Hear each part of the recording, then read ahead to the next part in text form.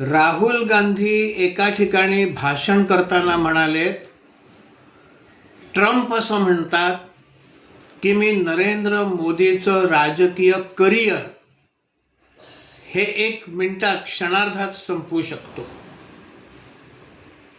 असं राहुल गांधींनी भाषणात म्हटलंय.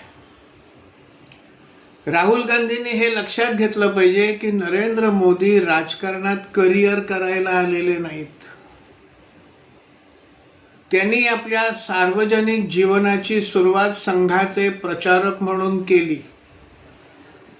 आपलं घर दार सगळं सोडून प्रचारक हे घरातनं बाहेर पडतात आणि संघाचे अधिकारी जे सांगतील, जिथे जायला सांगतील ते काम करतात. आणि मग जेव्हा भाजपला आवश्यकता पडली की भाजपचं संघटन निर्माण करू शकेल, मजबूत करू शकेल असा एक प्रचारक पाहिजे होता, त्यावेळेला संघाच्या अधिकाऱ्यांनी सांगितलं म्हणून यांनी भाजपतली जबाबदारी घेतली.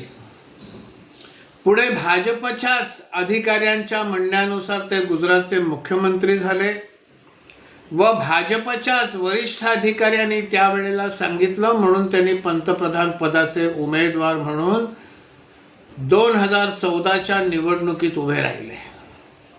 आणि त्यानंतर गेली 12 वर्षापेक्षा अधिक काळ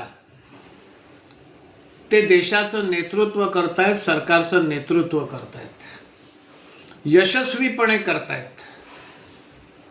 आणि उद्या जर त्यांना सांगितलं की आता पंतप्रधानपद मोकळं करा, तर त्यांना क्षणार्धाचाही वेळ लागणार नाही. ते पंतप्रधानपद सोडतील, आपलं झोळं खांद्याला लटकवतील आणि निघून जातील. करिअर करायला राहुलजी तुम्ही आलेले आहात आणि म्हणून एकाच परिवारामध्ये तुमच्या मातोश्री, तुमच्या भगिनी आणि तुम्ही असे 3 जण MP आहात. दुसरा कुठलाही परिवार या देशात नाही की ज्याचे 3 लोक संसद सदस्य आहेत.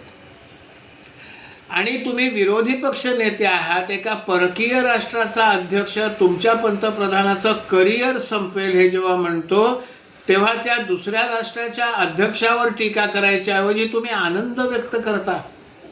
मग अशा प्रकारे तर तुमचं देखील राजकीय करिअर बनणार नाही, हे लक्षात घ्या.